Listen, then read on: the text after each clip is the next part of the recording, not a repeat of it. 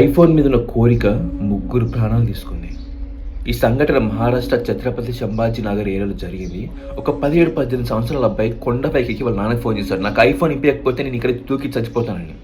అది విన్న తల్లిదండ్రులు వెంటనే అక్కడ చేరుకొని ఆ కొడుకుని కొన్ని గంటల పాటు బ్రతిమలాడుకున్నారు, నీకు ఎలాగైనా సరే ఫోన్ ఇప్పిస్తామని. అక్కడ ఉన్న పోలీసులు కూడా ఎంత చెప్పినా వినిపించుకోలేదు.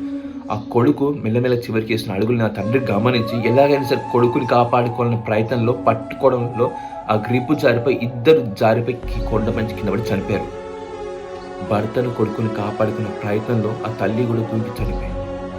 మా 90s వరకు ఉన్న జనరేషన్ మా తల్లిదండ్రులను ఏదైనా అడగాలంటే ఫస్ట్ వాళ్ళ కష్టాన్ని వాళ్ళ స్థాయిని చూసేవాళ్ళం. ఇవి మాకు ఇవి ఇప్పించగలరా లేదా, వాళ్ళు ఇప్పించలేరని మాకు మైండ్లో చిన్న ఆలోచన వచ్చినా మా కోరికను మేము లోపల చంపుకునేవాళ్ళం. కానీ ఇప్పుడున్న జనరేషన్ వాళ్ళ తల్లిదండ్రుల కష్టాన్ని చూడట్లేదు, వాళ్ళ స్థాయిని చూడట్లేదు. ఏ కోరిక సరే అడగడం, ఇప్పించకపోతే చచ్చిపోతాను బెదిరించడం.